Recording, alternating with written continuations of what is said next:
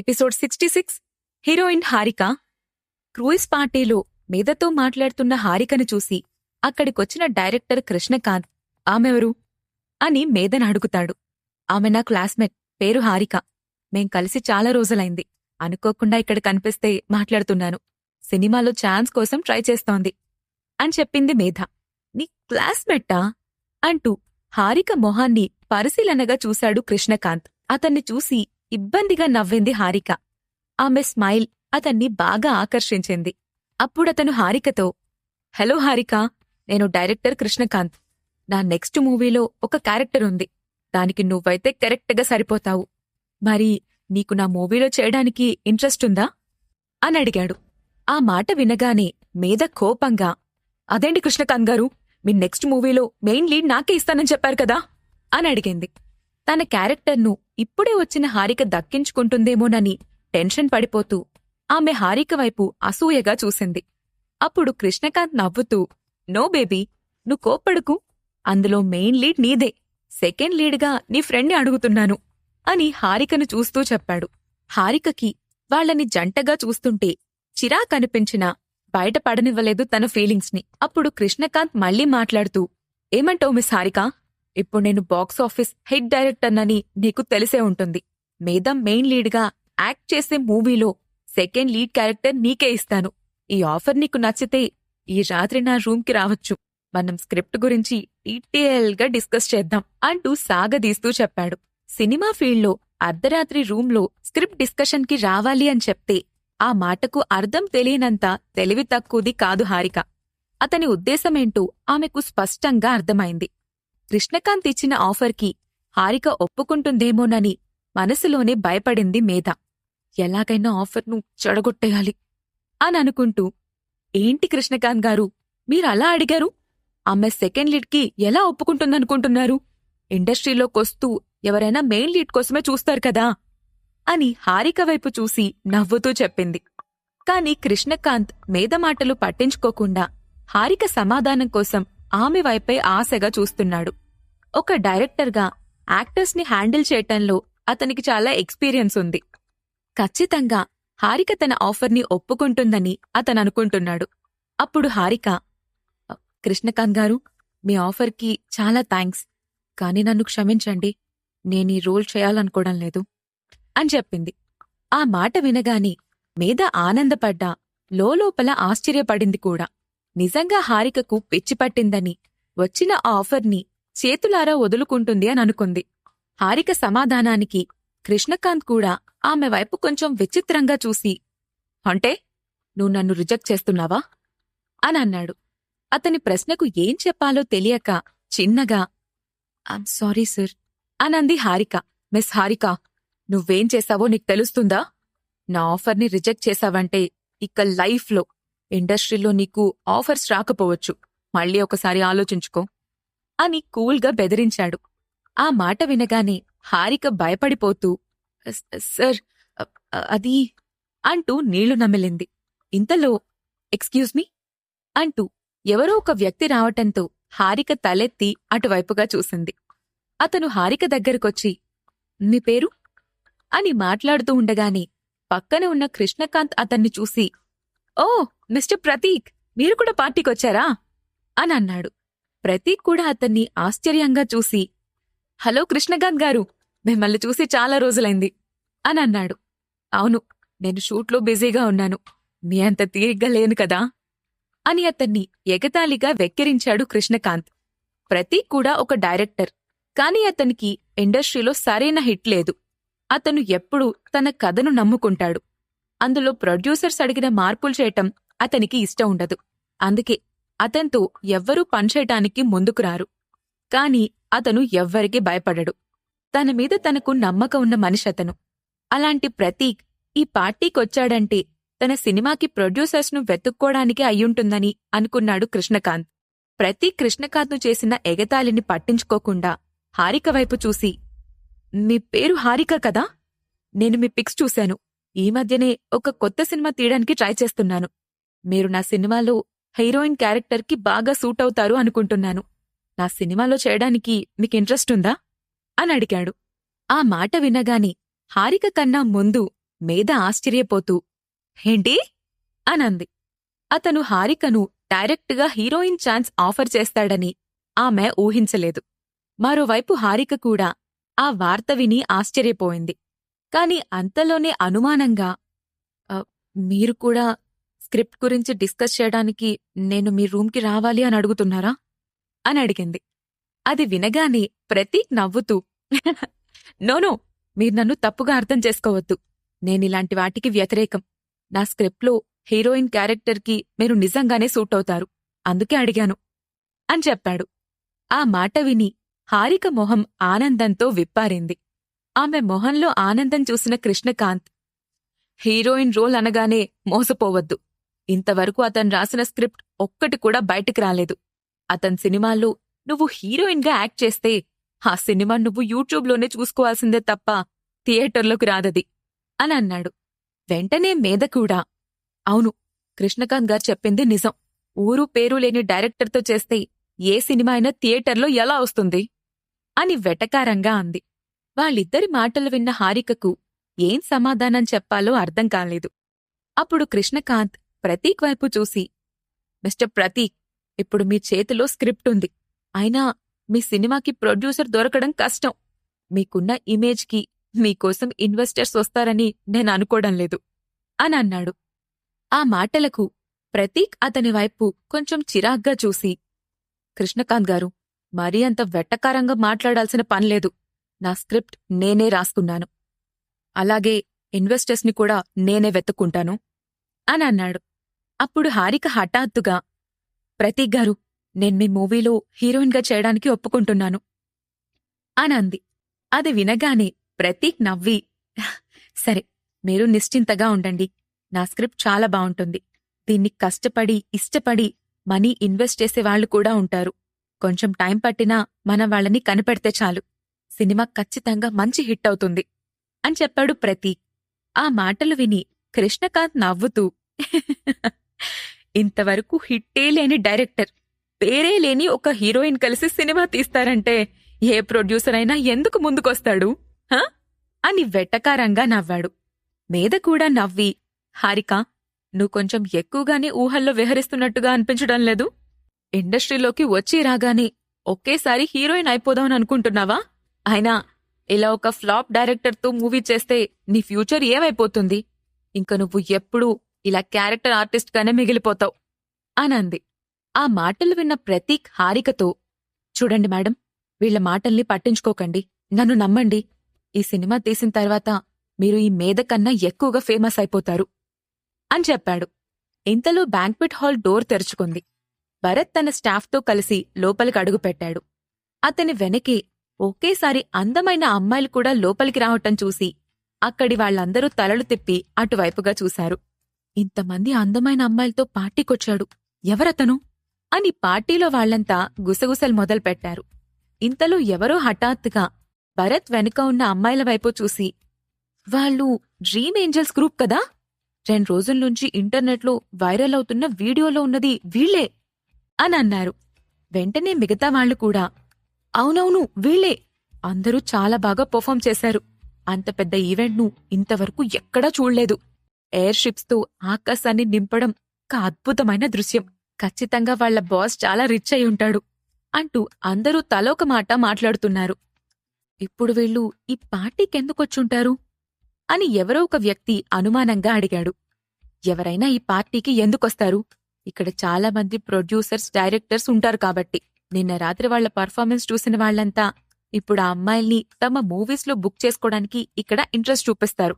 అందుకే వాళ్ల బాస్ తెలివిగా వాళ్లను ఇక్కడికి తీసుకొచ్చారు అని వేరే ఎవరో ఒక వ్యక్తి సమాధానం చెప్పాడు. కృష్ణకాంత్ కూడా ఆ అమ్మాయిల గ్రూప్ను కొంచెం ఆశ్చర్యంగా చూస్తూ, వావ్, ఈ డ్రీమ్ ఏంజల్స్ అమ్మాయిలు చాలా అందంగా ఉన్నారు అంటూ ఆ గ్రూప్లోని అమ్మాయిలందర్నీ కళ్ళప్పగించి చూస్తున్నాడు. అది చూసిన మేధ పెదవి విరుస్తూ, వాళ్ళు డాన్స్ గ్రూప్ కాదు, ఒక కొత్త సింగింగ్ ట్రూప్. వాళ్ళకి యాక్టింగ్ స్కిల్స్ ఉన్నాయని నేను అనుకోవడం లేదు. కావాలనే వాళ్లను ఎక్కువగా హైప్ చేస్తున్నారు అంటూ కొట్టిపారేసింది. కాని కృష్ణకాంత్ ఆమె మాటను పట్టించుకోకుండా, ఏమో, ఎవరికి తెలుసు, ఈ రోజుల్లో సింగర్స్ కూడా యాక్టింగ్ చేయగలుగుతున్నారు. యాక్ట్ చేసేవాళ్లు పాటలు పాడుతున్నారు కదా, ఒక్కసారి ఫేమస్ అయితే చాలు. ఈ రోజుల్లో ఎవరైనా ఏదన్నా చేయగలరు. నువ్విక్కడే వెయిట్ చెయ్యి, నేనిప్పుడే వస్తాను అని చెప్పి అతను భరత్ దగ్గరకు వెళ్లాడు.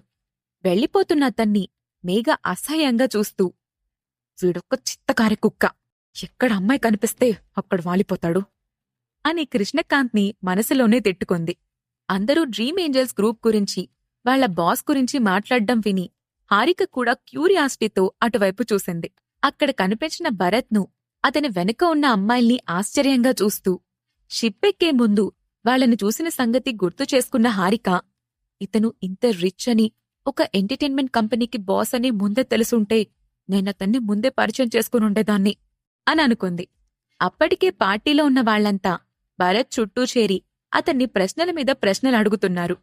ఏంజల్స్ గ్రూప్కి బాస్ మీరేనా అని ఎవరో అడగటంతో, అవును నేనే అని చిరునవ్వుతో సమాధానం చెప్పాడు భరత్. అది వినగానే అక్కడ ఉన్నవాళ్లందరూ ఆశ్చర్యపోయారు. చూడ్డానికి ఒక కుర్రాళ్లా ఉన్న వ్యక్తి ఒక ఎంటర్టైన్మెంట్ కంపెనీకి బాస్ అని తెలిసిన తర్వాత అక్కడ వాళ్లందరూ అతనితో పరిచయం చేసుకోవడానికి ఇంట్రెస్ట్ చూపించారు. వాళ్లలో నుండి కృష్ణకాంత్ నవ్వుతూ ముందుకొచ్చి, hello, I'm director Krishnakanth, may I know your good name please అని అడిగాడు. ఐఎమ్ భరత్ అని చెప్పాడు భరత్. మిస్టర్ భరత్, మనం కూర్చుని మాట్లాడుకుందామా? నేను మీతో మాట్లాడాలనుకుంటున్నాను అని అన్నాడు కృష్ణకాంత్.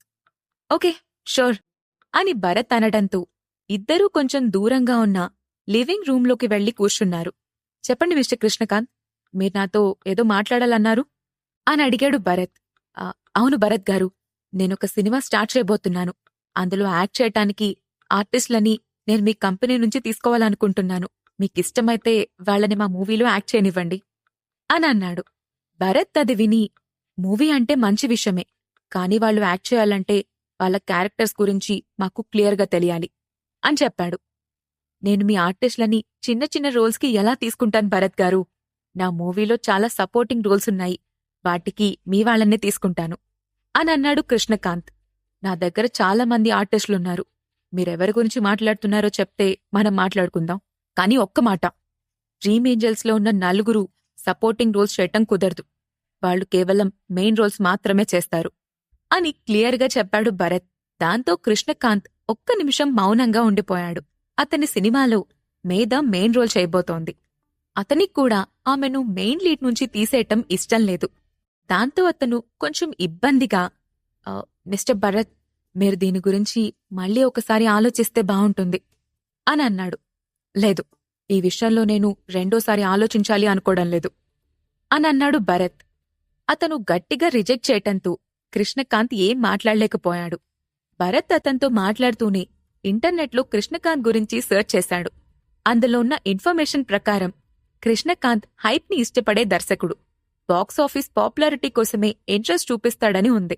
వాటితో పాటు ఉన్న అతని పర్సనల్ విషయాలు కూడా చూసిన భరత్కి అతనితో మూవీ చేయాలని ఇంట్రెస్ట్ పోయింది. దాంతో భరత్, ఓకే మిస్టర్ కృష్ణకాంత్, మీ స్టోరీ మా ఆర్టిస్టులకు సెట్ అవ్వదు, కుదిరితే ఫ్యూచర్లో మనం కలిసి పనిచేద్దాం అని అన్నాడు. భరత్ గారు, ఒక్కసారి మీరు దీని గురించి మళ్ళీ ఆలోచించండి అని అన్నాడు కృష్ణకాంత్. ఇంతలో హారికతో కలిసి అక్కడికొచ్చిన ప్రతీక్, హలో మిస్టర్ భరత్, నా పేరు ప్రతీక్ అని పరిచయం చేసుకున్నాడు. హలో మిస్టర్ ప్రతీక్ అని అన్నాడు భరత్. భరత్ గారు, నేనొక డైరెక్టర్ని. నా దగ్గర ఒక మంచి స్క్రిప్ట్ ఉంది. నేను దానిని సినిమాగా తీయాలనుకుంటున్నాను. ఆ స్క్రిప్ట్ను మీరొకసారి చూస్తారా అని అడిగాడు. భరత్ ఏదో సమాధానం చెప్పబోతుండగాని మధ్యలో కల్పించుకున్న కృష్ణకాంత్, భరత్ గారు, ఇతను మిమ్మల్ని అట్రాక్ట్ చేసి మీ దగ్గర్నుంచి ఇన్వెస్ట్మెంట్ అడగడం కోసమే స్క్రిప్ట్ చూడమని అడుగుతున్నాడు. ఇతనికి ఇండస్ట్రీలో పేరు కూడా లేదు. ఏదో ఒక సినిమా తీశాడు, కానీ అది బాక్సాఫీస్ దగ్గర హిట్ కాలేదు. మీరితంతో జాగ్రత్తగా ఉండడం మంచిది అని చెప్పాడు. ప్రతీక్ వెంటనే, భరత్ గారు, మీరతని మాటలు పట్టించుకోకండి అని అన్నాడు. అది విని కృష్ణకాంత్ నవ్వి, అవునా, అయితే నేనేమన్నా తప్పుగా మాట్లాడానా? నువ్వే చెప్పు. ఇండస్ట్రీలో పెద్ద డైరెక్టర్వా నువ్వు? నీ డైరెక్షన్, నువ్వు తెచ్చుకున్న ఈ హీరోయిన్ కలిస్తే నిజంగా ఈ సినిమా బాక్సాఫీస్ దగ్గర హిట్ అవుతుంది అని నువ్వు నమ్మకంగా చెప్పగలవా అని అడిగాడు. ఆ మాటకు ప్రతీక్ సమాధానం చెప్పకుండా మౌనంగా ఉండిపోయాడు. ఇప్పుడు భరత్ ఏ నిర్ణయం తీసుకోబోతున్నాడు? అతను అనుకున్నట్లే ఆ పార్టీలో డ్రీమ్ ఏంజల్స్ ను హీరోయిన్స్గా చేయగలడా? క్షణక్షణం కొత్త మలుపులతో మిమ్మల్ని అలరిస్తున్న ఈ కథలో తర్వాత ఏం జరగబోతుందో తెలుసుకోవాలంటే నెక్స్ట్ ఎపిసోడ్ వినాల్సిందే. Episode 67 science fiction movie. Krishnakant అడిగిన ప్రశ్నకు ప్రతీక్ సమాధానం చెప్పకుండా మౌనంగా నిల్చున్నాడు. అప్పుడు హారిక కల్పించుకుంటూ, భరత్ గారు, నేనీ సినిమాలో చేస్తున్నట్టే నాకు యాక్టింగ్ స్కిల్స్ లేవని అనుకోవద్దు. నేను హైదరాబాద్ అకాడమీ నుంచి యాక్టింగ్లో గ్రాడ్యుయేట్ అయ్యాను. ప్రొఫెషనల్ స్కిల్స్ కూడా నేర్చుకున్నాను. ప్రతీక్ గారు ఒక మంచి డైరెక్టర్. నా దగ్గర్నుంచి ఎలాంటి ఎక్స్పెక్టేషన్స్ పెట్టుకోలేదు. కానీ కొంతమంది వాళ్ల సినిమాలో చిన్న క్యారెక్టర్ ఇస్తానని చెప్పి తమతో ఒక రాత్రి గడపమని అడుగుతున్నారు అంటూ కృష్ణకాంత్ వైపు అసహ్యంగా చూస్తూ చెప్పింది. ఆ మాట విని కృష్ణకాంత్ నవ్వుతూ, అసలు నువ్వేం చెప్పాలనుకుంటున్నావు? ఇప్పుడు నీ మాటలు నమ్మి భరత్ గారిందులో ఇన్వెస్ట్ చేస్తారు అని అనుకుంటున్నావా? నువ్వు ప్రొఫెషనల్ యాక్టర్ అయినా మూవీస్లో నీకు కొంచెం కూడా ఫేమ్ లేదు. అది ఖచ్చితంగా సినిమా పైన ఎఫెక్ట్ పడుతుంది. స్టోరీ బాగున్నంత మాత్రాన సరిపోదు. దానికి కావలసిన కమర్షియల్ హంగులన్నీ ఉండాలి అని అన్నాడు కృష్ణకాంత్. అప్పుడు హఠాత్తుగా భరత్ మాట్లాడుతూ, ప్రతీక్ గారు, మీరు నాకు మీ స్క్రిప్ట్ చూపించండి. అది నచ్చితే ఇన్వెస్ట్మెంట్ చేయడానికి నాకు ఎలాంటి ప్రాబ్లం లేదు అని అన్నాడు. ఆ మాట వినగానే కృష్ణకాంత్ ఆశ్చర్యంగా నోరు తెరిచాడు. ప్రతీక్ ఆనందంగా, సార్, నా దగ్గర ఎలక్ట్రానిక్ ఫైల్ రెడీగా ఉంది. మీరు సరే అంటే నేను దాన్ని ఇప్పుడే మీకు పంపిస్తాను అని ఉద్వేగంగా చెప్పాడు. భరత్ తన స్క్రిప్ట్ చదవడానికి ఒప్పుకుంటే చాలు, సగం గెలిచినట్లే అనుకున్నాడు ప్రతీక్. ఇంతవరకు అతను చాలామంది ఇన్వెస్టర్లను కలిశాడు. ఎవ్వరూ కనీసం స్క్రిప్ట్ చదవడానికి కూడా ఇష్టపడలేదు. కాని భరత్ స్క్రిప్ట్ పంపించమని అడగటంతో ప్రతీక్ తన ఆనందాన్ని ఆపుకోలేకపోయాడు. మీరు నాకు ఇప్పుడే పంపించొచ్చు అని చెప్పాడు భరత్.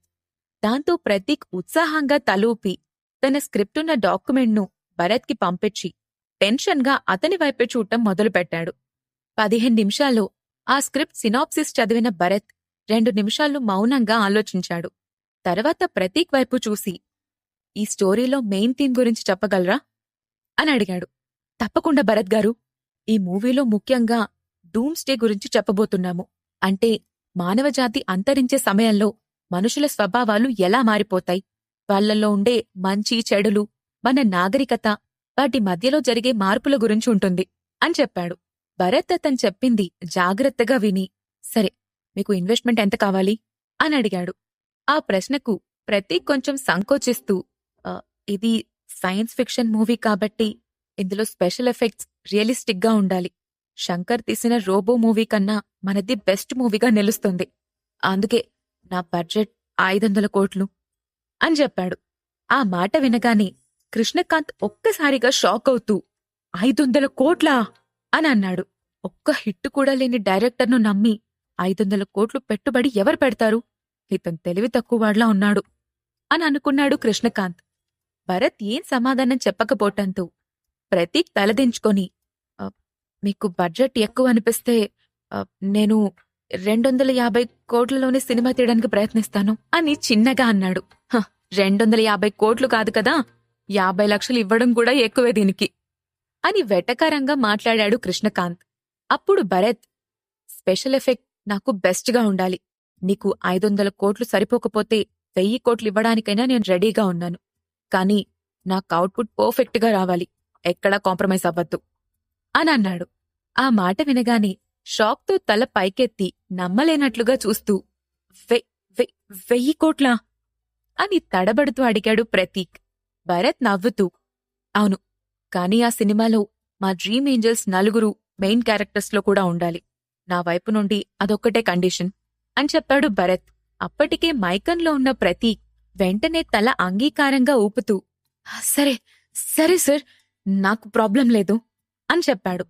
భరత్ 1000 కోట్లు అనగానే హారిక తన నోటిని చేత్తో కప్పుకొని ఆశ్చర్యపోతూ స్టాచ్యూలా చూస్తూ ఉండిపోయింది. భరత్ మాట విని మెల్లగా తేరుకుని వెంటనే ప్రతీక్ వైపు తిరిగి, ప్రతీక్ గారు, ఈ సినిమాలో నేను లీడ్ రోల్గా చేయటం కుదురుతుందా? ఒకవేళ కుదరకపోయినా పర్వాలేదు, నేను కనీసం సపోర్టింగ్ రోల్ అయినా చేస్తాను అనంది హారిక. 1000 కోట్ల బడ్జెట్ కావటంతో తనను సినిమా నుండి తప్పిస్తారేమోనని భయపడిందా అమ్మాయి. ప్రతీక్ వెంటనే, అందులో ఏ మార్పు లేదు, ఈ సినిమాలో మీరు కూడా మెయిన్ లీడ్గానే ఉంటారు అని భరత్ వైపు చూసి, మీరు దీనికి ఒప్పుకుంటారు కదా భరత్ గారు అని అడిగాడు. భరత్ నవ్వి, అవును, నాకేం ప్రాబ్లం లేదు. మీరు ప్రొఫెషనల్ యాక్టర్ కాబట్టి తప్పకుండా ఈ సినిమాలో నటిస్తే మాక్కూడా ప్లస్ అవుతుంది అని హారికతో చెప్పాడు. ఆ మాట వినగానే ఆనందంతో హారిక కళ్లల్లో నుండి నీళ్లు రాలాయి. ఆమె సంతోషంగా, థాంక్యూ సో మచ్ భరత్ గారు, థాంక్యూ ప్రతీక్ గారు అంటూ ఇద్దరికీ కృతజ్ఞతలు చెప్పింది.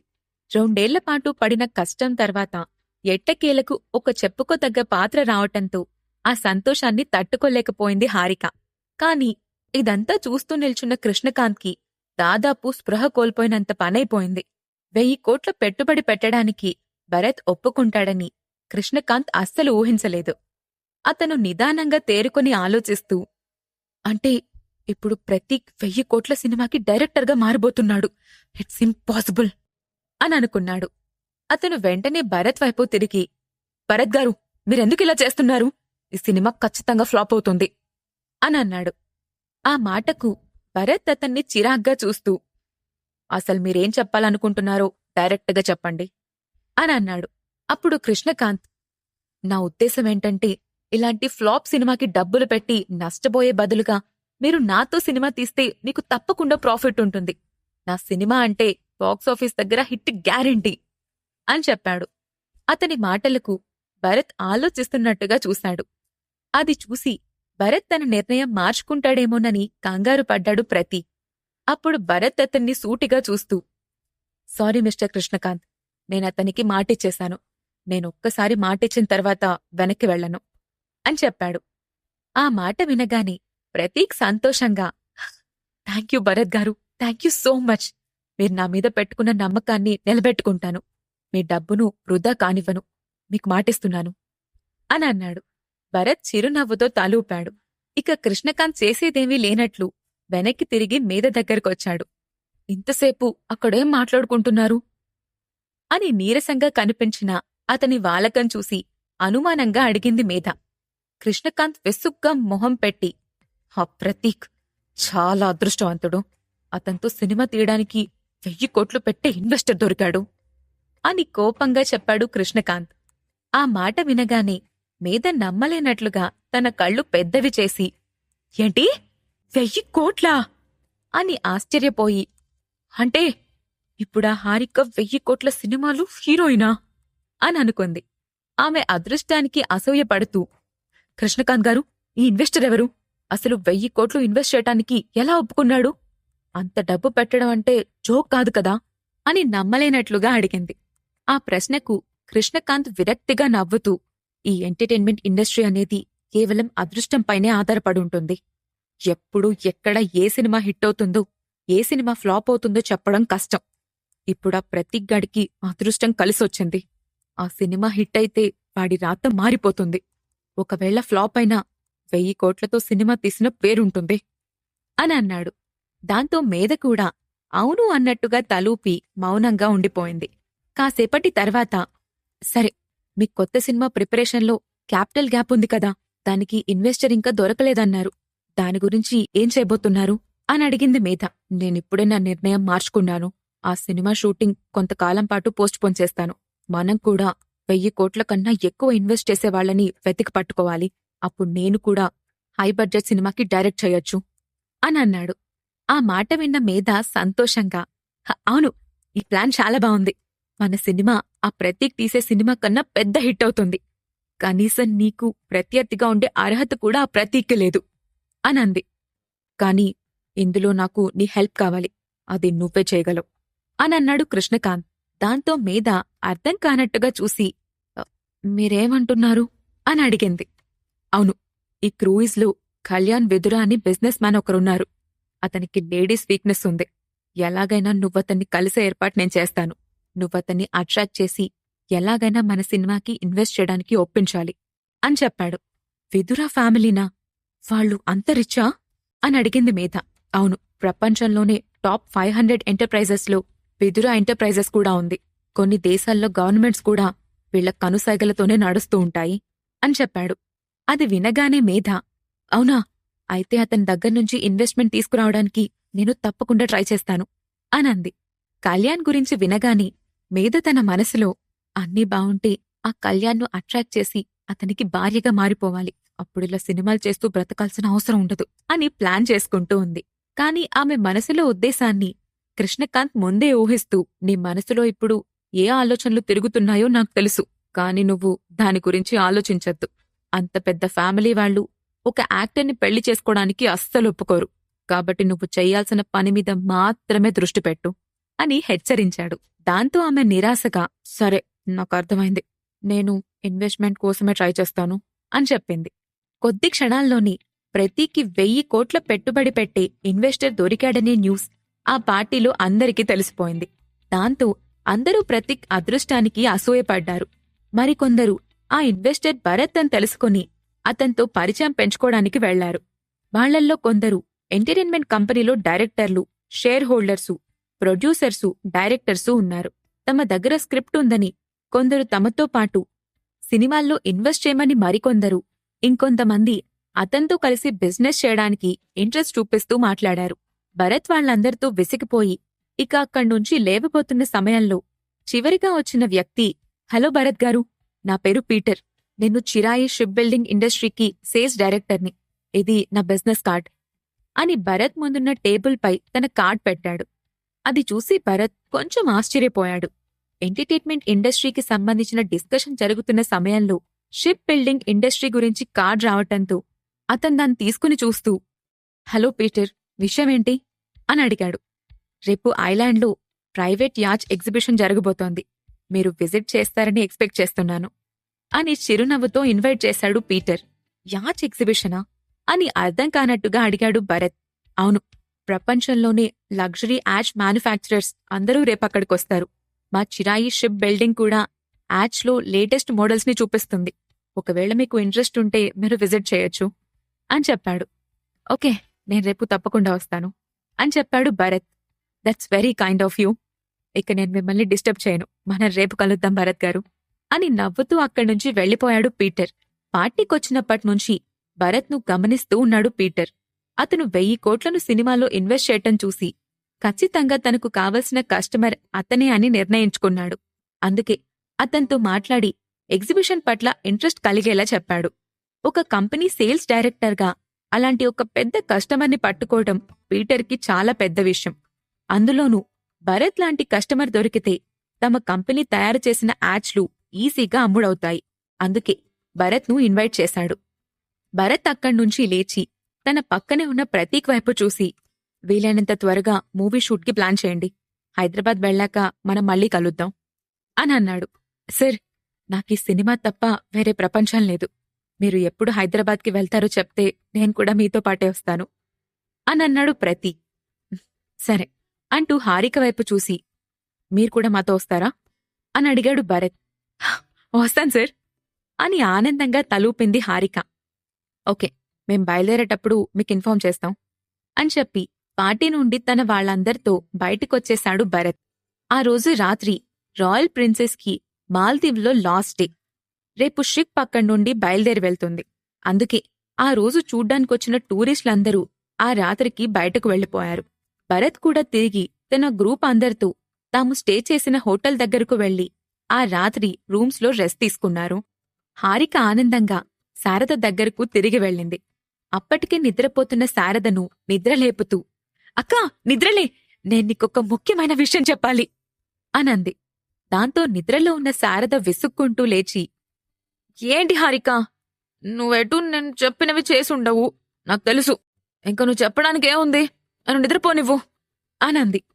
అబ్బా శారద అక్క, ముందు నేను చెప్పేది విను. నేనీరోజు పార్టీలో ఒక డైరెక్టర్ను కలిశాను. అతను 1000 కోట్లతో ఒక సినిమా చేయబోతున్నాడు. మాకు డబ్బులు పెట్టే ఇన్వెస్టర్ కూడా అదే పార్టీలో కలిశాడు. అదృష్టం బావుంటే త్వరలో ఈ సినిమా షూట్ కూడా స్టార్ట్ అవబోతుంది. అందులో నేను మెయిన్ రోల్ చేస్తున్నాను అని ఆనందంగా చెప్పింది. ఆ మాట విని శారద ఏం మాట్లాడకుండా హారిక వైపు సూటిగా చూసింది. అంత పెద్ద ఎక్సైటింగ్ న్యూస్ చెప్పినా శారద మౌనంగా ఉండటం చూసి, అక్కా ఏమైంది అని అడిగింది హారిక. ఇలాంటి జోక్స్ చెప్పడానికి ఇప్పుడు నన్ను నిద్రలేపావా అని సీరియస్గా అడిగింది శారద. దాంతో తను చెప్పిన విషయాన్ని శారద నమ్మడం లేదని అర్థం చేసుకున్న హారిక, అయ్యో అక్క, నేను చెప్పేది నిజం. నువ్వు కూడా నాతో పాటు షిప్లోకొచ్చుంటే బావుండేది. అప్పుడు నువ్వే అక్కడ జరిగిందంతా నీ కళ్లతో చూసేదానివి అనంది. శారద ఆమె మాటలు వింటూ వెంటనే హారిక చేతిపైన గిచ్చింది. హారిక ఆ అంటూ చేతిపై రుద్దుకుంటూ అక్కా ఇప్పుడు నన్నెందుకు గిచ్చావు అని అడిగింది. హారిక హీరోయిన్గా ప్రపంచానికి పరిచయం కాబోతుందా? 1000 కోట్ల భారీ బడ్జెట్ సినిమా సక్సెస్ఫుల్ గా పూర్తవుతుందా? యాచ్ ఎగ్జిబిషన్లో ఏం జరగబోతోంది? ఈ ప్రశ్నలకు సమాధానాలు తెలుసుకోవాలంటే తర్వాత ఎపిసోడ్ వినాల్సిందే. Episode 68 super yacht. హారిక చెప్పిన మాటలు నమ్మని శారద ఆమెను చేతిపై గిచ్చటంతో అక్కా ఇప్పుడు నన్నెందుకు గిచ్చావు అని అడిగింది హారిక. నిన్ను కళ్ళల్లో నుంచి బయటికి తీసుకొద్దామని అని వెట్టకారంగా చెప్పింది శారద. ఆమె ఇంకా నమ్మడం లేదని తెలియడంతో హారిక ఆమె భుజాలు గట్టిగా పట్టుకొని కళ్లల్లోకి చూస్తూ అక్కా నేను చెప్పేది నిజం. ఈరోజు 1000 కోట్ల సినిమాలో నేను మెయిన్ లీడ్గా సెలెక్ట్ అయ్యాను. ఇది నువ్వు నమ్మి తీరాలి అని చెప్పింది. హారిక అంత సీరియస్గా చెబుతూ ఉండటంతో శారద అనుమానంగా నువ్వు నిజమే చెప్తున్నావా అని అడిగింది. అవునక్కా ప్రామిస్ అంటూ తన చేతిని తలపై పెట్టుకుంది హారిక. దాంతో శారద కళ్లల్లో ఒక్కసారిగా నీళ్లు తిరిగాయి. ఆమె వెంటనే హారికను గట్టిగా హక్ చేసుకొని నిజంగా నాకు చాలా సంతోషంగా ఉంది హారిక.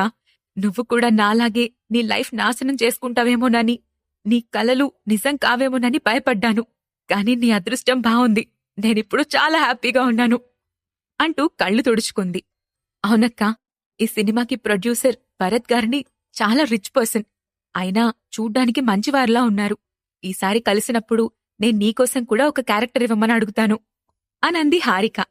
ఆ మాట విని శారద నవ్వి నువ్వు నా గురించి ఆలోచించినందుకు చాలా సంతోషంగా ఉంది. కాని ఇదంతా నాకేం అవసరం లేదు అని అంది. హారిక కన్నా శారద 10 ఏళ్లు పెద్దది. ఆమె కూడా చిన్న చిన్న సినిమాల్లో సపోర్టింగ్ రోల్స్ చేసింది. కాని ఆమెకు ఎందులోనూ మంచి పేరు రాలేదు. దాంతో కొన్ని కంపెనీల్లో గ్రాఫిక్ మోడల్గా పార్ట్ టైమ్స్ జాబ్ చేస్తోంది. ఆ టైంలోనే ఎంటర్టైన్మెంట్ సర్కిల్లోని పెద్దవాళ్లంతా క్రూయిజ్లో పార్టీకి రాబోతున్నారని ఆమెకు తెలిసింది. అదే విషయాన్ని హారికకు చెప్పి ఎలాగైనా సినిమా ఛాన్స్ తెచ్చుకోమని తన డబ్బులతో టికెట్ కొని ఆమెకిచ్చి పంపించింది. అందుకే హారిక ఆమె రుణం తీర్చుకోవాలి అనుకుంటుంది. అక్కా నువ్వు కూడా నాతో పాటు పార్టీకెందుకు రాలేదు? నువ్వు చాలా బాగా యాక్ట్ చేస్తావు. అక్కడ నిన్ను చూస్తే ఎవరైనా ఛాన్స్ ఇచ్చేవారేమో కదా అని అడిగింది హారిక. అది విని శారద విరక్తిగా నవ్వి ఇప్పుడు నేను పెద్దదాన్నైపోతున్నాను. ఇక నన్నెవరు చూడాలనుకుంటారు? అనవసరంగా టికెట్ కొని డబ్బులెందుకు ఖర్చు చేసుకోవడం అని అంది. నువ్వేం పెద్దదానివి కాదు, నీకు 29 ఏళ్లే అనంది హారిక. ఇంకో 6 నెలలు పోతే 30 వచ్చేస్తాయి అని నవ్వుతూ అంది శారద. అంటే ఇప్పుడు నీకోసం క్యారెక్టర్ అడగద్దు అని చెప్తున్నావా అని అడిగింది హారిక. కాదు, ఈ సినిమా సక్సెస్ అయితే నువ్వు పెద్ద స్టార్ అయిపోతావు. అప్పుడు నువ్వు సినిమా ఛాన్స్ ఇప్పించొచ్చు అంటున్నాను. సరేనా? ఇక లేటవుతుంది, పడుకో అని చెప్పి పడుకుంది శారద. బెడ్పై పడుకున్న హారిక సీలింగ్ వైపు చూస్తూ అవకాశం దొరికినప్పుడు భరత్ గారిని అడిగి శారదకు ఒక క్యారెక్టర్ ఇప్పించాలి అని నిర్ణయించుకుంది. తర్వాత రోజు ఉదయం టూరిస్టు గ్రూప్లోని వాళ్లందరూ బ్రేక్ఫాస్ట్ చేసిన తర్వాత గైడ్ వెంకట్ వాళ్ళందరితో మాట్లాడుతూ చూడండి, మీరంతా చాలా అదృష్టవంతులు. ఈరోజు ఐలాండ్లో ఒక బే దగ్గర ప్రైవేట్ యాచ్ ఎగ్జిబిషన్ ఉంది. ఇప్పుడు మనమందరం అది చూడ్డానికే వెళ్తున్నాం. అక్కడ ఈ సంవత్సరం రిలీజ్ అయిన కొత్త మోడల్ యాచ్లను చూడొచ్చు. వాటిని ప్రపంచంలోనే గొప్ప మ్యానుఫ్యాక్చరర్స్ తయారు చేస్తున్నారు.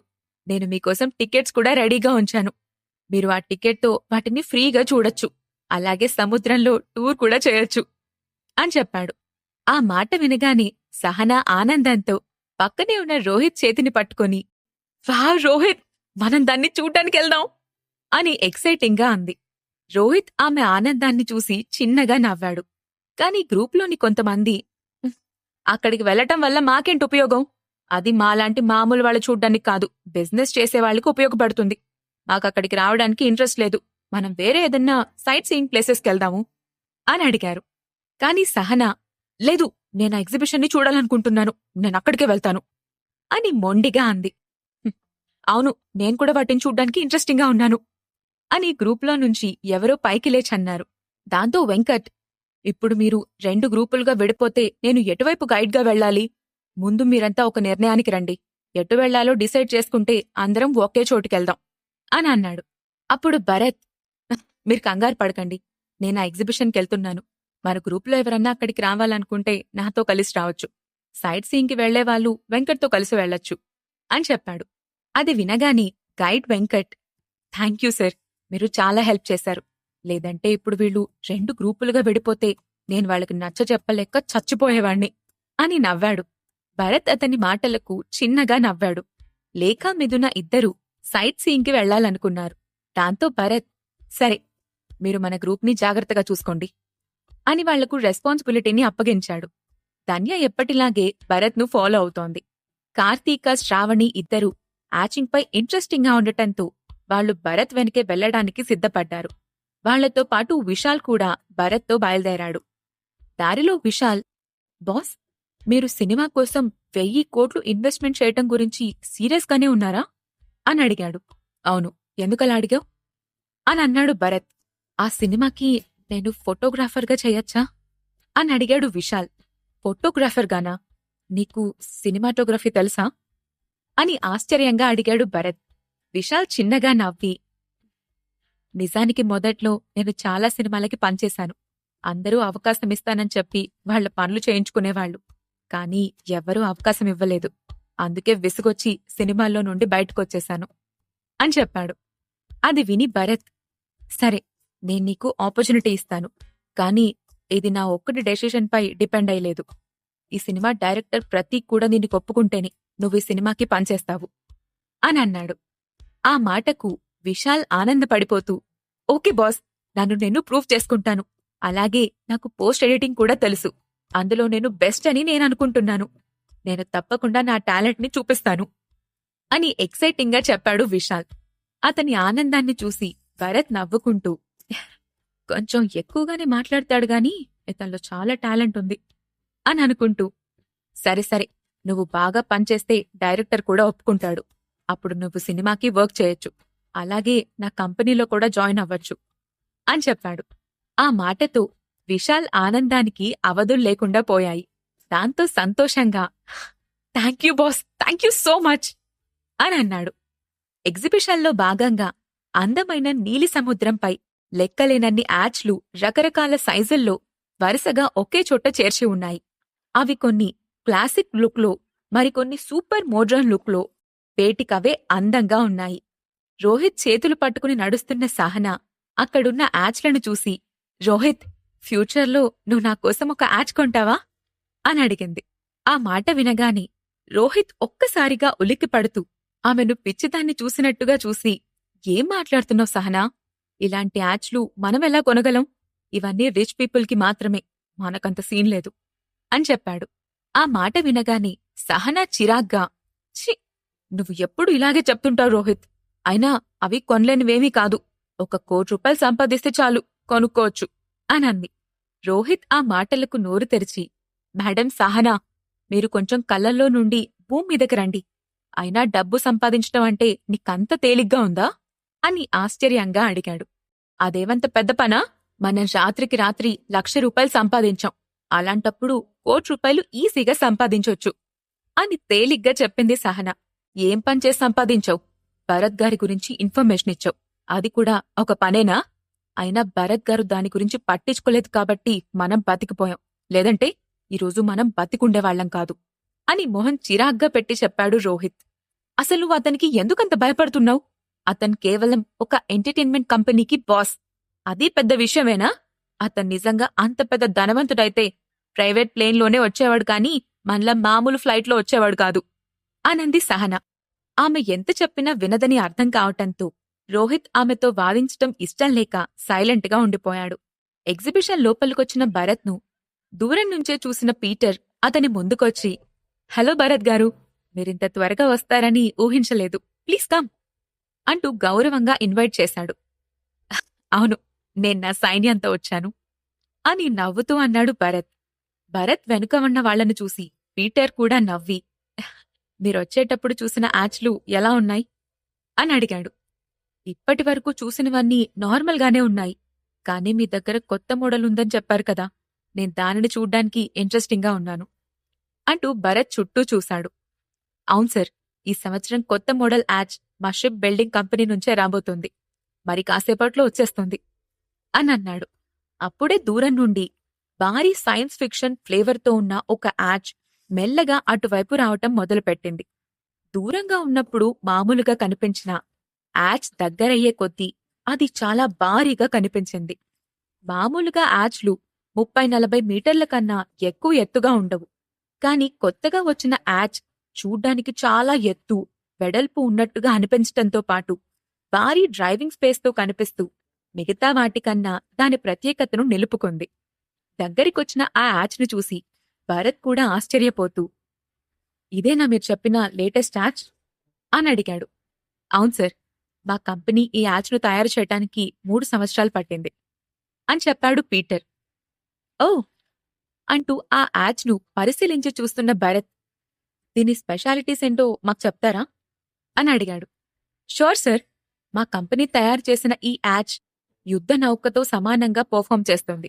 ఇది 151 మీటర్ల పొడవు, 36 మీటర్ల వెడల్పు ఉంటుంది. వాటర్ లైన్ కన్నా 42 మీటర్ల ఎత్తులో ఉండి దాని స్టాండర్డ్ డిస్ప్లేస్మెంట్ 11,000 టన్నులుంటుంది.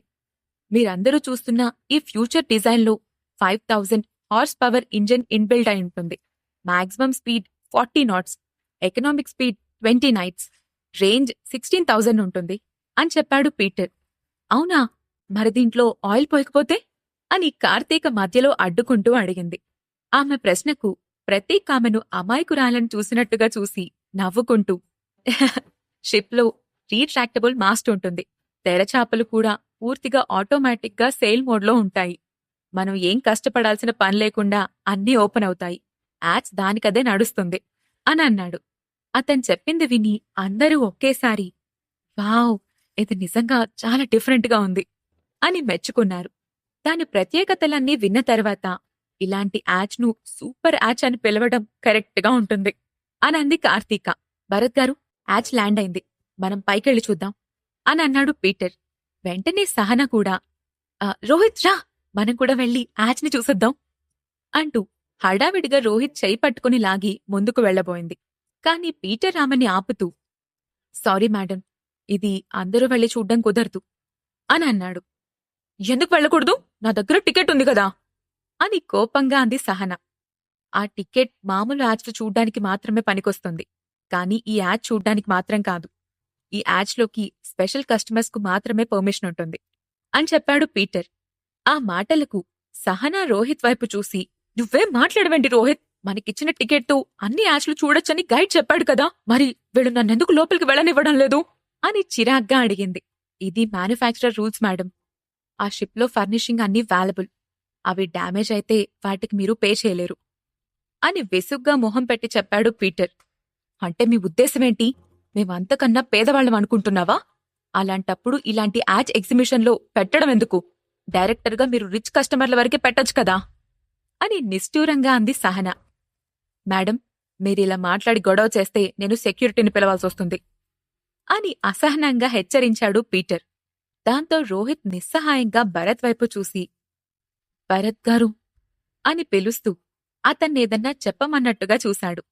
భరత్ తలూపి పీటర్ వైపు చూసి, వాళ్ళకు తెలుసు, వెళ్ళనివ్వండి అంటూ రోహిత్ వైపు చూసి, నువ్వామను జాగ్రత్తగా చూసుకో, ఎక్కువ లోపలికెళ్లొద్దు అని చెప్పాడు.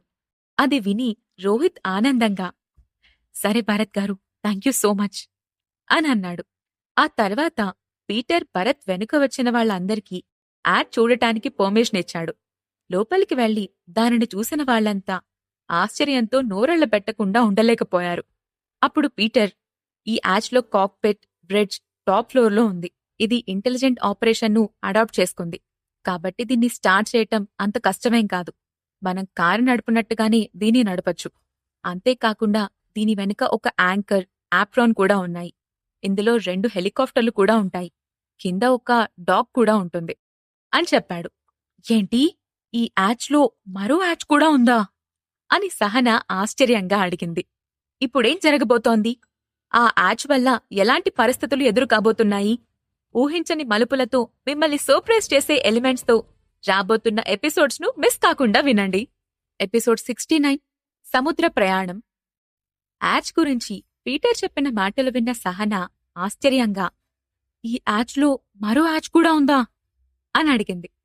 అవును, ఇది యాడ్స్ మాత్రమే కాదు, నలుగురికి సరిపోయే ఒక సబ్మెరైన్ లాంటిది. దీనికి ఒకవైపు పెద్ద పార్కింగ్ గ్యారేజ్ కూడా ఉంది. పోర్టు దగ్గర ఆగినప్పుడు డైరెక్ట్గా దీనిలోకి కార్ని పార్క్ చేయొచ్చు అని చెప్పాడు పీటర్. అతను చెప్పినవన్నీ విన్న కార్తీక, ఓ మై గాడ్, ఇది యాచ్నా లేక ట్రాన్స్పోర్ట్ షిప్నా అని అడిగింది. దీనిని అలా పిలవడమే కరెక్ట్. ఇందులో cabins, function rooms, indoor garden కూడా ఉన్నాయి. అంతేకాదు అకామిడేషన్ కోసం రూమ్స్ కూడా ఉన్నాయి. 100 మందికి సరిపడా ప్యాసింజర్ బెర్తులు కూడా ఉన్నాయి. మీరు చాలా రకాల యాచ్లను చూసుంటారు, కానీ ఇది చాలా స్పేషియస్గా, ఎఫెక్టివ్గా ఉండే సూపర్ యాచ్ అని చెప్పాడు పీటర్. యాచ్ చాలా బావుంది. దీని రేటెంత అని అడిగాడు భరత్. 600 కోట్లు సార్ అని సింపుల్గా చెప్పాడు పీటర్. ఆ మాట వినగాని ఒక్కసారిగా అక్కడి వాళ్లంతా ఊపిరి ఆగిపోయినట్లుగా చూశారు. భరత్ దాని రేటు గురించి అడగ్గాని పీటర్ తన మనసులో చాలా సంతోషించాడు. అతను వెంటనే, సార్, మీరు ఈ యాచ్ కొంటే నేను మీకు హెలికాప్టర్ను కూడా ఫ్రీగా ఇస్తాను.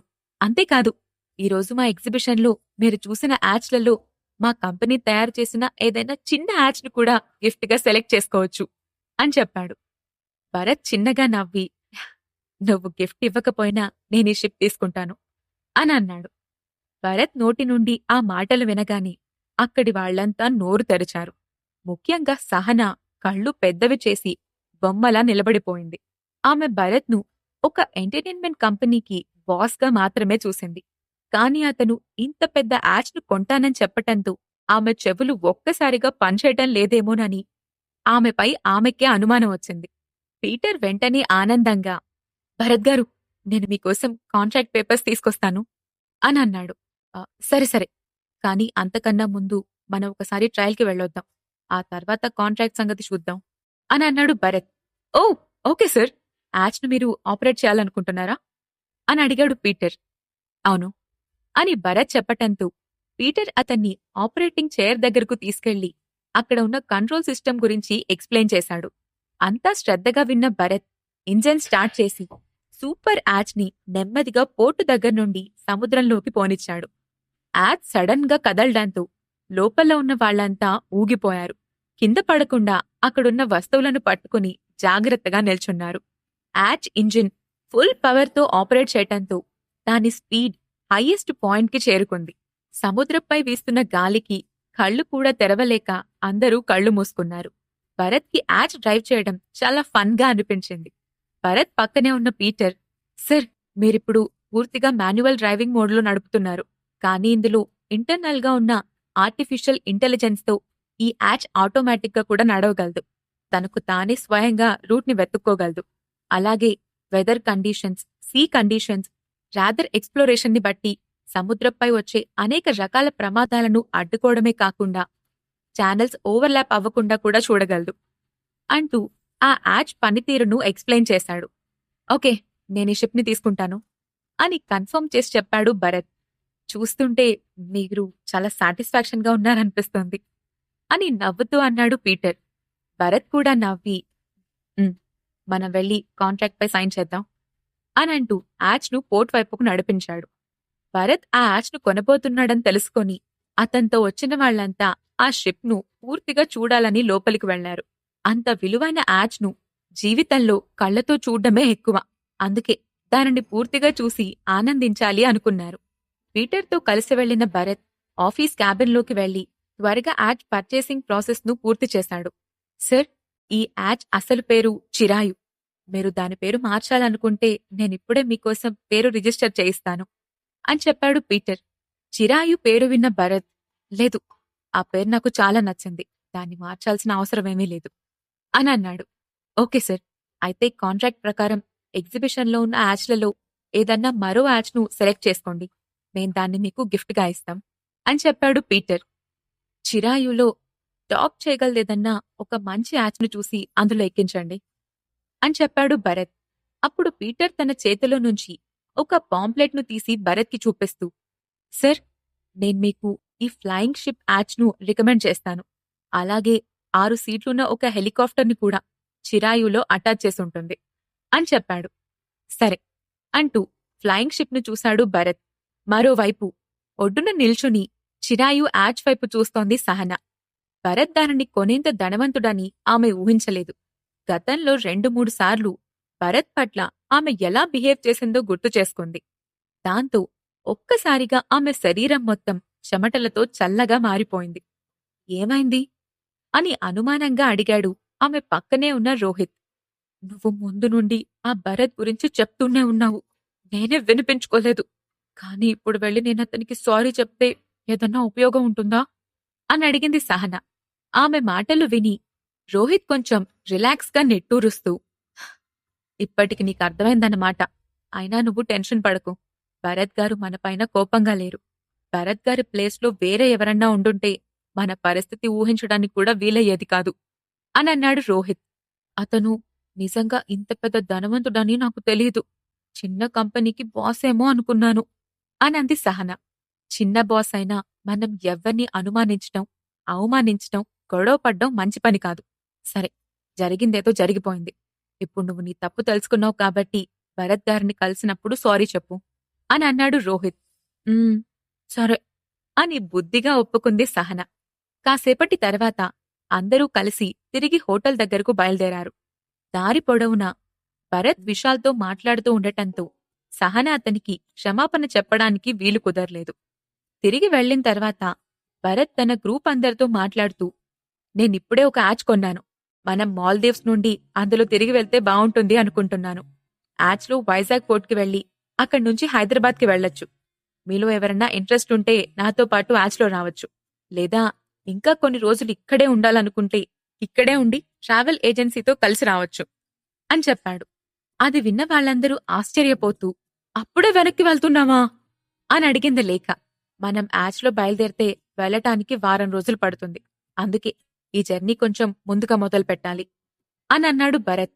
అప్పుడు విశాల్, అవును, బాస్ కొన్న యాచ్ అలాంటిలాంటి యాచ్ కాదు. 600 కోట్ల యాచ్ అది. అసలు దాన్ని చూస్తేనే మీ కళ్ళు తిరిగిపోతాయి. అది వర్ణించడానికి కూడా వీలేనంత అందంగా ఉంది అని తన్మయత్వంతో చెప్పాడు. కాని ఆ గ్రూపులో ఉన్న కొంతమంది అమ్మాయిలకు అప్పుడే వెనక్కి తిరిగి వెళ్లాలని లేదు. వాళ్ళింకా కొన్ని రోజులు అక్కడే ఉండి ఎంజాయ్ చెయ్యాలి అనుకున్నారు. కొంతమంది మాత్రం భరత్తో కలిసి సముద్ర ప్రయాణాన్ని ఎంజాయ్ చెయ్యాలి అనుకున్నారు. దాంతో వాళ్ళు 2 జట్లుగా విడిపోయారు. 15 మంది అమ్మాయిలు భరత్తో కలిసి వెళ్లటానికి రెడీ అయితే మరో 15 మంది అమ్మాయిలు అక్కడే ఉండటానికి ఇష్టపడ్డారు. అప్పుడు భరత్, సరే, మీరిక్కడే ఉండండి. మీ అందరికీ తోడుగా లేఖ, విశాల్ కూడా ఉంటారు అని చెప్పి, లేఖ, విశాల్, ఈ రోజు నుండి హైదరాబాద్కొచ్చే వరకు వీళ్ళ రెస్పాన్సిబిలిటీ మీదే అని చెప్పాడు. అప్పుడు లేఖ, సరే, కాని సముద్రంపై ప్రయాణం అంటే చాలా కష్టం. హెల్త్ కూడా పాడైపోతుంది. అలాగే వారం రోజుల పాటు తినడానికి కావలసిన వస్తువులన్నీ ముందే అరేంజ్ చేసుకుని వెళ్ళాలి అని చెప్పింది. అవును, అరేంజ్మెంట్స్ అన్నీ నేను చూసుకుంటాను. మీరెవ్వరూ కంగారు పడద్దు అని చెప్పాడు భరత్. ఇంతలో ధన్య అక్కడికొచ్చి, సార్, మిమ్మల్ని కలవడానికి ప్రతీకొచ్చారు అని చెప్పింది. అవును, నేను వాళ్లతో మాట్లాడాలి అనంటూ భరత్ లేచి ప్రతీక్ను కలవడానికి వెళ్లాడు. ప్రతీక్తో పాటు హారిక కూడా అక్కడికొచ్చింది. ఇద్దరూ భరత్ని చూడగానే విష్ చేశారు. ప్రతీక్ అతన్తో, సార్, మీరు బయలుదేరుతున్నారని తెలిసింది అనంటూ ఆగాడు. భరత్ తలూపుతూ, అవును, అందుకే మీకు ఇన్ఫార్మ్ చేశాము. నేను షిప్లో తిరిగి వెళ్తున్నాను. నేను వెళ్లడానికి 1 వారం పడుతుంది. కాబట్టి మీరు కొన్ని రోజులాగి హైదరాబాద్కి రావచ్చు. అక్కడ స్టార్ ఎంటర్టైన్మెంట్ కంపెనీకి రండి. మిగతా విషయాలు అక్కడే మాట్లాడుకుందాం అని చెప్పాడు భరత్. సరే సార్, వారం తర్వాత హైదరాబాద్లో మిమ్మల్ని కలుస్తాం అని చెప్పాడు ప్రతీక్. హారికను కూడా ప్రతీక్తో కలిసి రమ్మని చెప్పిన భరత్ వాళ్ళిద్దరితో కాసేపు మాట్లాడి వాళ్ళని పంపించేశాడు.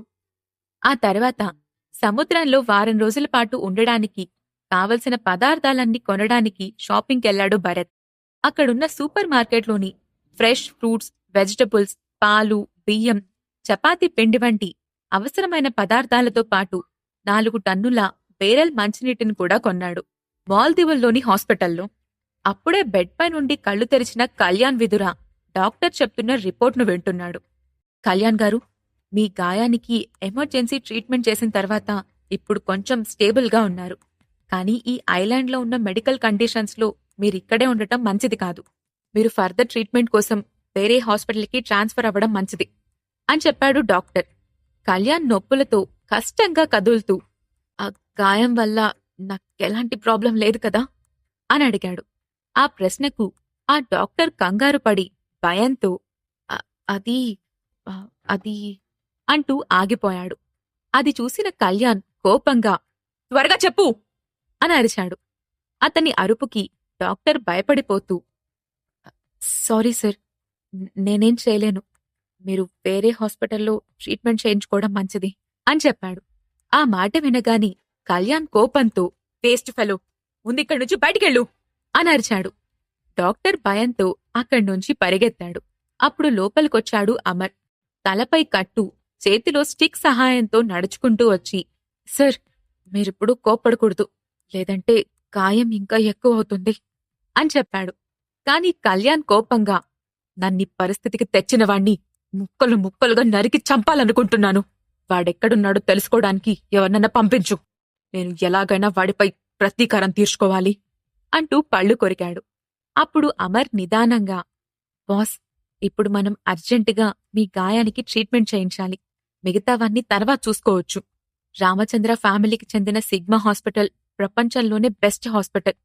మనం వీలైనంత త్వరగా అక్కడికి వెళ్లటం మంచిది అని అనుకుంటున్నాను" అని సలహా ఇచ్చాడు. అతని మాటలకు కొంచెం ఆలోచనల్లో పడిన కళ్యాణ్ "అక్కడికి వెళ్లడం వల్ల ఏదన్నా ఉపయోగం ఉంటుందా?" అని అడిగాడు. "అవును బాస్, ఈ డాక్టర్ మీ గాయం గురించి క్లియర్గా ఏ విషయమూ చెప్పలేదు. మనం అక్కడికి ట్రీట్మెంట్ కోసం వెళ్తే ఖచ్చితంగా ఉపయోగం ఉంటుంది అని అనుకుంటున్నాను" అని అన్నాడు అమర్. దాంతో కళ్యాణ్ "సరే, వీలైనంత త్వరగా ఆ సిగ్మా హాస్పిటల్కెళ్దాం. నేను త్వరగా కోలుకొని నన్ను ఇంత బాధ పెట్టిన వాడితో లెక్కలు సెటిల్ చేయాలి" అని అన్నాడు. అతని కళ్ళు భరత్పై ద్వేషంతో ఎర్రబడ్డాయి. "సరే బాస్, నేనిప్పుడే ఆ ఏర్పాట్లు చేస్తాను" అనంటూ అక్కడ్నుంచి వెళ్లబోయాడు అమర్. "ఒక్క నిమిషం" అంటూ కళ్యాణ్ అతన్ని ఆపాడు. దాంతో అమర్ వెనక్కి తిరిగి "చెప్పండి బాస్" అనన్నాడు. "చూడు, ఈ సంఘటన గురించి విదురా ఫ్యామిలీలో ఎవ్వరికీ తెలియకూడదు. తెలిస్తే అది ఫ్యూచర్లో నా వారసత్వంపై ప్రభావం చూపిస్తుంది. ఈ విషయంలో ఎలాంటి తప్పు జరగడానికి వీల్లేదు" అని అన్నాడు కళ్యాణ్. "ఓకే బాస్, నేను చూసుకుంటాను" అని చెప్పిన అమర్ అక్కడ్నుంచి వెళ్లిపోయాడు. లేక విశాల్లకు జాగ్రత్తలు చెప్పి మిగతా వాళ్లతో సముద్ర ప్రయాణం మొదలుపెట్టాడు భరత్. అతంతో పాటే మిథున, కార్తీక, శ్రావణి ఇంకా మిగిలిన 15 మంది అమ్మాయిలు బయలుదేరారు. భరత్కి అలాంటి యాష్ నడపటం మొదటిసారైనా అందులో ఉన్న artificial intelligence, satellite navigation, position లాంటి ఫెసిలిటీస్ వల్ల ప్రయాణంలో అతనికి ఎలాంటి ఇబ్బంది అనిపించలేదు. వెదర్ కూడా ఆ జర్నీకి సహకరించింది. షిప్లో ఉన్న అమ్మాయిలందరూ ఓపెన్ డెక్ పై కూర్చుని సముద్రపు గాలిని ఆస్వాదిస్తూ ఎంజాయ్ చేస్తూ ఉన్నారు. ఆ డెక్ కాక్పిట్ కి ఎదురుగా ఉండటంతో షిప్ డ్రైవ్ చేస్తున్న భరత్ వాళ్లకు స్పష్టంగా కనపడుతున్నాడు. క్లియర్గా ఉన్న క్లైమేట్, అద్దంలా ఉన్న సముద్రంతో అక్కడ చాలా ప్రశాంతంగా ఉంది. "ఈ క్లైమేట్లో బాయ్ ఫ్రెండ్తో ఉంటే సూపర్గా ఎంజాయ్ చేయొచ్చు. కానీ నా బ్యాడ్ లక్, మీరంతా ఉన్నారు" అని నిరాశగా అంది భవ్య అనే అమ్మాయి. ఆ మాటకు పక్కనే ఉన్న షర్మిల "హ, ఓవర్ చేయకు. ఇప్పుడు నువ్వు ఈ యాచ్లో ఉండటమే గొప్ప విషయం. పైగా నీకు బాయ్ ఫ్రెండ్ కూడా కావాలా? ఇప్పుడు మనందరికీ మధ్య ఉన్న ఏకైక మగాడు భరత్ సార్ ఒక్కరే. నువ్వు ఏ కలగన్నా భరత్ సార్తోనే కనాలి" అని నవ్వుతూ అంది. "నాకేం అభ్యంతరం లేదు. భరత్ సార్ సరే అంటే చాలు, ఏమైనా చేసేస్తాను" అంటూ బోల్డ్గా సమాధానం చెప్పింది భవ్య. వాళ్ల మాటలు అప్పటిదాకా సైలెంట్గా వింటున్న ఈషా హఠాత్తుగా పైకి లేచి "భరత్ సార్, ఇక్కడందరూ మీ గురించే మాట్లాడుకుంటున్నారు" అని పెద్దగా అరిచింది. భరత్ మొదలుపెట్టిన ఈ సముద్ర ప్రయాణం సాఫీగా సాగుతుందా, లేక అనేక ఒడిదుడుకుల మధ్య అవాంతరాలను ఎదుర్కొంటుందా? ఈ ప్రశ్నలకు సమాధానాలు తెలుసుకోవాలంటే నెక్స్ట్ ఎపిసోడ్ వినాల్సిందే. ఎపిసోడ్ 70 సముద్రంలో తుఫాన్. డెక్పై ఉన్న అమ్మాయిలందరూ సరదాగా మాట్లాడుకుంటూ ఉన్న సమయంలో భరత్ సార్ ఒప్పుకుంటే ఏవైనా చేస్తాను అని బోల్డ్గా చెప్పింది భవ్య. అది విన్న ఈషా వెంటనే పైకి లేచి భరత్తో ఆ విషయాన్ని చెప్పడానికి ట్రై చేస్తుంది. "ఏ ఈషా, ఏం మాట్లాడుతున్నావు? సైలెంట్గా ఉండు" అంటూ భవ్య భయంగా ఆమెను పట్టుకుని వెనక్కి లాగింది. ఇంతలో భరత్ కాక్పిట్లో నుండే "ఏం మాట్లాడుతున్నారు?" అని పెద్దగా అడిగాడు. "మన భవ్యకి ఈ క్లైమేట్ ఎంజాయ్ చేయడానికి బాయ్ ఫ్రెండ్ కావాలంట" అంటూ ఈషా కూడా అరుస్తూ చెప్పింది. వెంటనే భవ్య కంగారుగా "ష్, ష్" అంటూ ఈషాను కసురుకొని అదేం లేదు సార్, ఈషా అబద్ధం చెప్తోంది అని అరిచింది. భరత్ నవ్వుతూ పర్వాలేదు, ఈసారి వచ్చేటప్పుడు భవ్య బాయ్ ఫ్రెండ్ కూడా తీసుకొచ్చేలా ప్లాన్ చేద్దాంలే అని అన్నాడు. అది కాదు భరత్ సార్, ఇప్పుడు షిప్లో ఉన్న ఏకైక అబ్బాయి మీరే అని అంది ఈషా. దాంతో వాళ్లంతా తన గురించి జోకులు వేసుకుంటున్నారు అని అర్థం చేసుకున్న భరత్, ఈషా నువ్వు ఎక్కువగా మాట్లాడితే ఇదిగో ఈ సముద్రంలో సొరచేపలకు ఆహారంగా పడేస్తాను, జాగ్రత్త అని నవ్వుతూ చెప్పాడు. అయ్యయ్యో వద్దు సార్, నాకు డెక్ పైనే హాయిగా ఉంది, సముద్రంలోకి వెళ్లాలనుకోవడం లేదు అంటూ వెనక్కి తిరిగి వెళ్లి తన ప్లేస్లో కూర్చుంది ఈషా. బాగా అయిందా అంటూ వెక్కిరించింది భవ్య. అమ్మాయిలందరూ చిన్నబోయిన ఈషా మొహాన్ని చూసి నవ్వుకున్నారు. అదే సమయంలో కిచెన్లో అందరికీ డిన్నర్ రెడీ చేస్తున్నారు మిథున, రవలి, కార్తీకలు. అప్పుడు మిథున భరత్ దగ్గరకొచ్చి, భరత్, కిచెన్లో ఉన్న ఎక్విప్మెంట్ ఆపరేట్ చేయటం మాకు రావటం లేదు అని చెప్పింది. సరే నేనొస్తున్నాను అంటూ యాచ్ను ఆటో పైలట్ మోడ్కి మార్చి మిథునతో పాటు కిచెన్లోకి వెళ్లాడు. కిచెన్లో ఉన్న మోడ్రన్ టెక్నాలజీ మామూలుగా ఉపయోగించే టెక్నాలజీ కన్నా కొంచెం డిఫరెంట్గా ఉంది. దాంతో అందరూ అక్కడున్న ఇన్స్ట్రక్షన్స్ను చదువుతూ ఒక్కొక్కరు ఒక్కో వస్తువుని వాడటం నేర్చుకున్నారు. భరత్ కూడా కొన్ని వస్తువులను ఎలా వాడాలో వాళ్లకు నేర్పించాడు. ఈ నైట్కి ఏం ప్రిపేర్ చేయబోతున్నారు అని అడిగాడు భరత్. ఈ చల్లదనానికి స్టీక్ వెజిటబుల్స్ సలాడ్ అయితే బావుంటుంది అని అనుకుంటున్నాను అని చెప్పింది మిథున. సరే నేను కూడా మీకు హెల్ప్ చేస్తాను అని అంటూ భరత్ కూడా వెజిటబుల్స్ కట్ చేయటంలో వాళ్ళకి హెల్ప్ చేస్తూ ఉన్నాడు. కళ్యాణ్ వెదురు కూడా అదే సమయంలో షిప్లో సిగ్మా హాస్పిటల్కి వెళ్లడానికి బయలుదేరాడు. అతనిప్పుడు ఫ్లైట్ ఎక్కడం ప్రమాదమని డాక్టర్ చెప్పటంతో వాళ్ళు సముద్ర మార్గాన్ని సెలెక్ట్ చేసుకోవాల్సొచ్చింది. షిప్లోని క్యాబిన్లో బెడ్పై పడుకొని ఉన్న కళ్యాణ్ను ఇద్దరు అందమైన నర్సులు జాగ్రత్తగా చూసుకుంటున్నారు. మామూలుగా అయితే అమ్మాయిలను చూడగానే ఆవేశపడిపోయే కళ్యాణ్కి ఇప్పుడు అంత దగ్గరగా ఉన్న అందమైన అమ్మాయిల్ని చూసినా ఎలాంటి ఫీలింగ్స్ లేకుండా ఉండటంతో అతనికి తనపైన తనకే అనుమానం వచ్చింది. వెంటనే భరత్ అతని కళ్ల ముందు మెదలాడు. మళ్లీ అతన్ని చంపాలనే కసితో పిడికిలి గట్టిగా బిగించాడు. ఇంతలో దగ్గర్లో ఏదో శబ్దం వినిపిస్తూ ఉండటంతో కళ్యాణ్ తన పక్కనే ఉన్న నర్స్తో, బయటికి వెళ్లి ఆ శబ్దం ఎక్కడి నుంచి వస్తుందో చూడు అని చెప్పాడు. సరే సార్ అనంటూ బయటికి వెళ్లిన నర్స్ కాసేపట్లో మళ్లీ లోపలికొచ్చి, సార్, దూరంగా ఒక షిప్ కనబడుతోంది, కానీ అది చూడ్డానికి చాలా వింతగా ఉంది అని చెప్పింది. వింత షిప్పా? అదేంటి? ఒకసారి నన్ను బయటికి తీసుకెళ్ళండి, నేను కూడా చూస్తాను అని అన్నాడు కళ్యాణ్. దాంతో వీల్స్తో ఉన్న అతని బెడ్ను క్యాబిన్లో నుంచి బయటకు నెట్టుకుంటూ వచ్చి షిప్ డెక్ పైకి తీసుకెళ్లారు. అప్పుడు దూరంగా కనిపించిన యాచ్ను చూసి కళ్యాణ్ కూడా ఆశ్చర్యంగా చూస్తూ ఉండిపోయాడు. అతనికి కూడా యాచ్లంటే చాలా ఇష్టం. అందుకే దాన్ని చూడగానే అతనికి బాగా నచ్చింది. దాంతో పక్కనే ఉన్న అమర్ను పిలిచి, దాని గురించి డీటెయిల్స్ అన్ని కనుక్కో అని చెప్పాడు. సార్, ఇప్పుడే నేను దాని గురించి ఇంటర్నెట్లో చూశాను. ఆ షిప్ను చిరాయు అని పిలుస్తారు. అది ఒక షిప్పింగ్ కంపెనీ తయారు చేసిన కొత్త రకం యాచ్. వరల్డ్ యాచ్ ఎగ్జిబిషన్స్లో పార్టిసిపేట్ చేయడానికి ఇక్కడికొచ్చింది. ఈ ఉదయం ఒక సీక్రెట్ బయర్ దానిని 600 కోట్లకు కొన్నాడు అని చెప్పాడు అమర్. అది వినగానే 600 కోట్లా? చాలా కాస్ట్లీ అని అనుకుంటూ కళ్యాణ్ కూడా ఆశ్చర్యపోయాడు. నిజానికి ఆ యాచ్ను చూడగానే దాని గురించి తెలుసుకొని దాన్ని కొనాలి అని అనుకున్నాడు. కాని రేట్ తెలిసిన తర్వాత దానిపైన ఆశలు వదులుకున్నాడు. ఎందుకంటే కళ్యాణ్ వెదుర వారసత్వపు ఆస్తి ప్రస్తుతం అతని దగ్గర కేవలం 1000 కోట్లు మాత్రమే మిగిలుంది. అతని సరదాలకు ఇప్పటికే చాలా ఆస్తిని కరిగించేశాడు.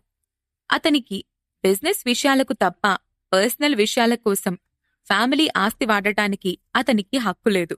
అందుకే ఫ్యామిలీ దగ్గర 1000 కోట్లు ఉన్నా తన పర్సనల్ ఆస్తి తక్కువగా ఉండటంతో అతను 600 కోట్లు పెట్టే ధైర్యం చేయలేకపోయాడు.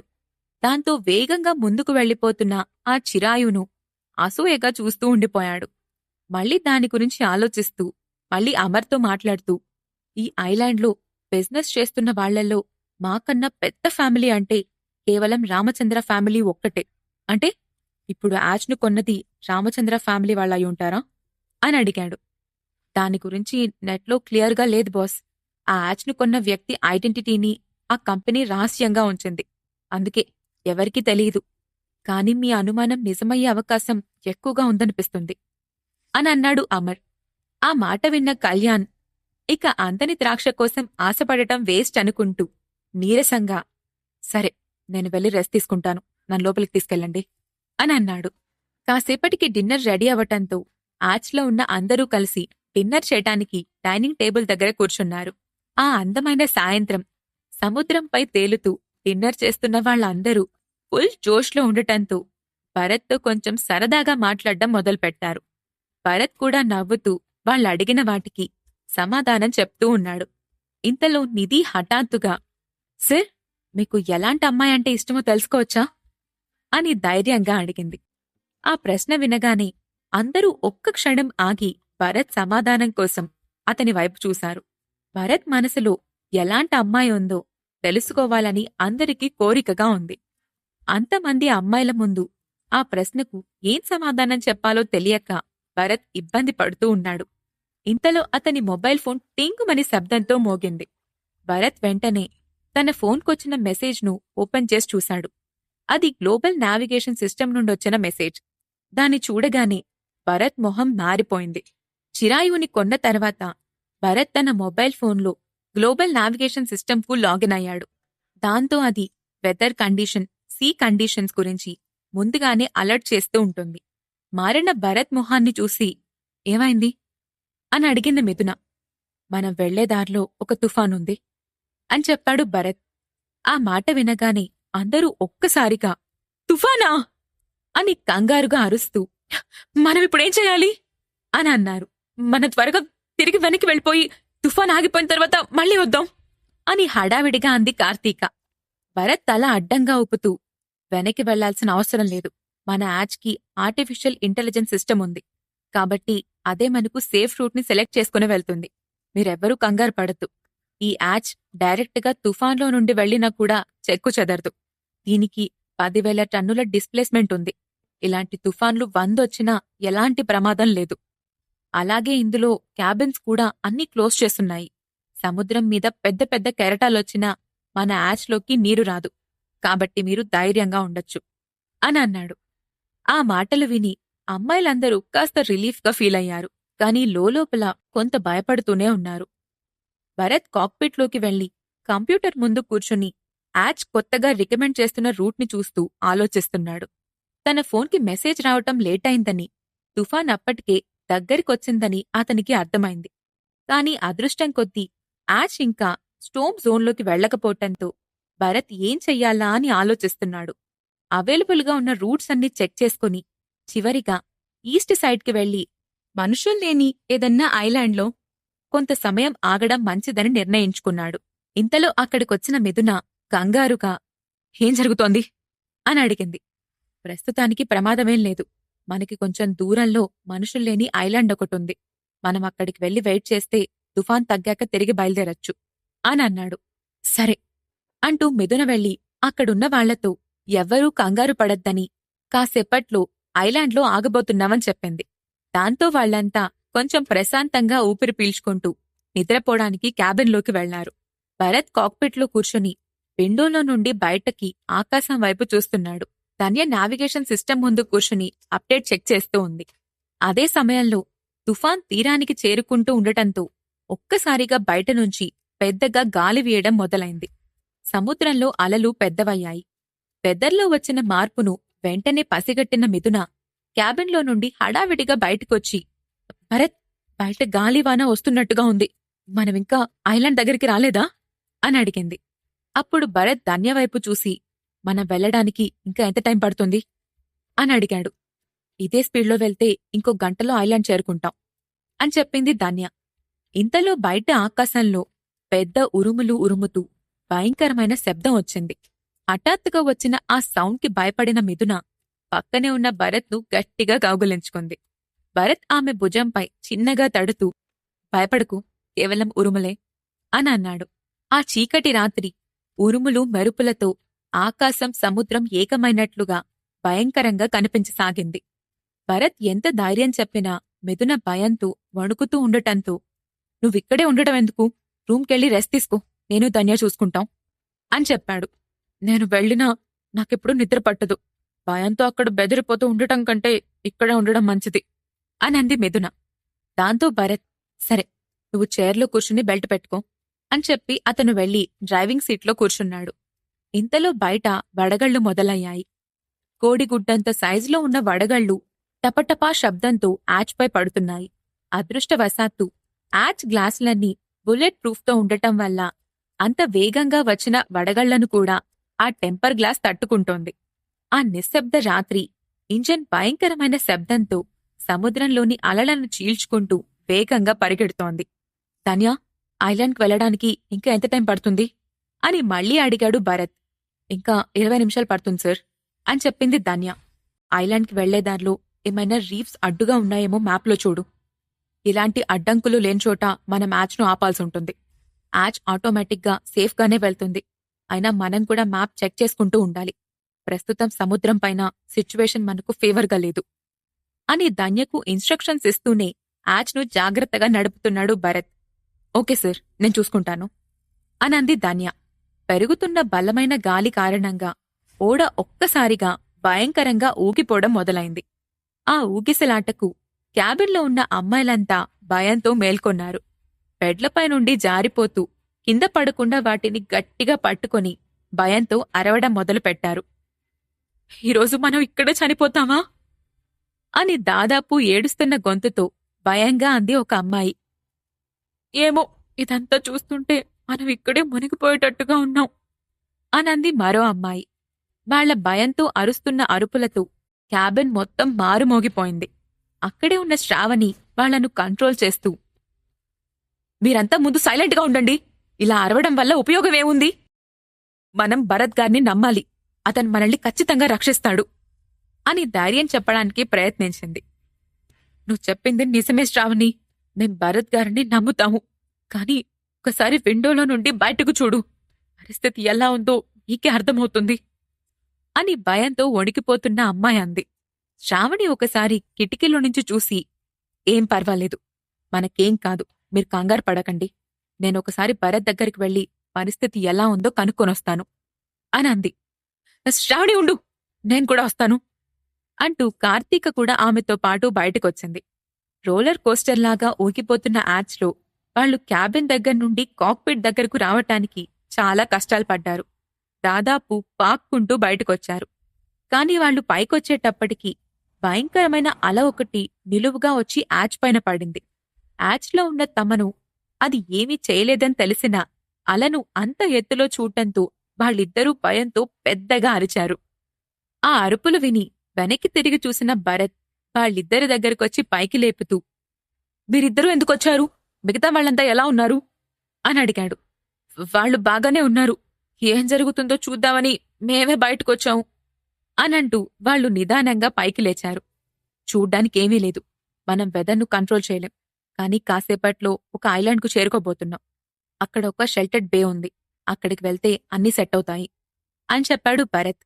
ఇంతలో ధాన్య రాడర్ స్క్రీన్పై వేస్తూ, "సార్, మనం వచ్చేశాం. మన ముందు ల్యాండ్ ఉందని రాడర్ చూపిస్తోంది" అనంది. ఇప్పుడు ఆకాశంలో హఠాత్తుగా పెద్ద మెరుపు మెరవటంతో ఆ వెలుగులో దూరంగా చూసిన కార్తీక ఒక్కసారి పెద్దగా అరిచింది. ఇప్పుడు యాచ్లో ఏం జరగబోతోంది? భరత్ తన టీంను రక్షించగలడా? ఆ అర్ధరాత్రి వేళ వాళ్లు ఎదుర్కోబోతున్న పరిస్థితులేంటి? ఈ ప్రశ్నలకు సమాధానాలు తెలుసుకోవాలంటే తర్వాత ఎపిసోడ్ వినాల్సిందే.